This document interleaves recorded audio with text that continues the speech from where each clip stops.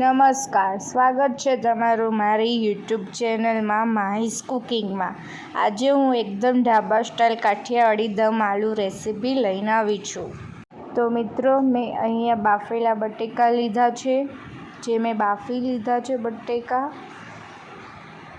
તો મેં અહીંયા તાવડું લીધું છે અને તેમાં 4 ચમચા જેટલું તેલ નાખ્યું છે। હવે તેમાં આપણે આ બાફેલા બટેકા નાખશું। તેને થોડીક વાર આપણે 5-10 મિનિટ તળવા દઈશું મિત્રો। તો આપણા બટેકા તળાઈ ગયા છે। હવે ગ્રેવી કરવા માટે 1-2 ડુંગળી લીધી છે, થોડુંક લસણ લીધું છે અને 2 મરચાં નાખ્યા છે। હવે આપણે તેને મિક્સરમાં ગ્રેવી કરી નાખશું મિત્રો। તો મિત્રો, આપણી આ ગ્રેવી અહીંયા રેડી થઈ ગઈ છે। તો હવે ટમેટાની ગ્રેવી કરશું। તો અહીંયા મેં 2 ટમેટાં લીધા છે। હવે તેની આપણે ગ્રેવી કરી નાખશું। તો ગ્રેવી પણ રેડી છે। અહીંયા આપણે એ જ તેલમાં 1 ચમચી જેટલું જીરું અને આપણે ડુંગળીની જે ગ્રેવી કરી હતી તે નાખી છે। તે બરાબર રીતે આપણે હલાવી દઈશું અને થોડીક વાટે આપણે તેને ચડવા દઈશું। ત્યારબાદ આપણે તેમાં ટમેટાની ગ્રેવી નાખશું।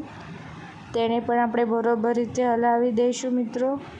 તેને આપણે થોડીક વાર ચડવા દઈશું।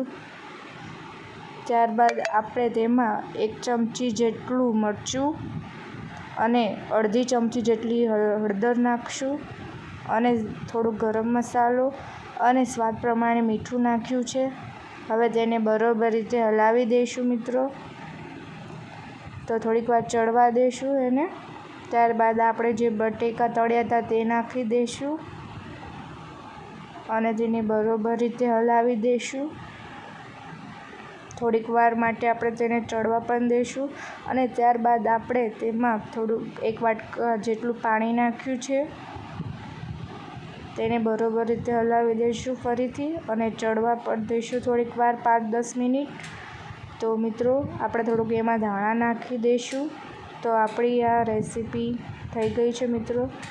તો વિડીયો ગમે તો લાઈક કરજો, શેર કરજો, સબસ્ક્રાઈબ કરજો અને વિડીયો કેવો લાગ્યો તે કોમેન્ટમાં જરૂર કરજો।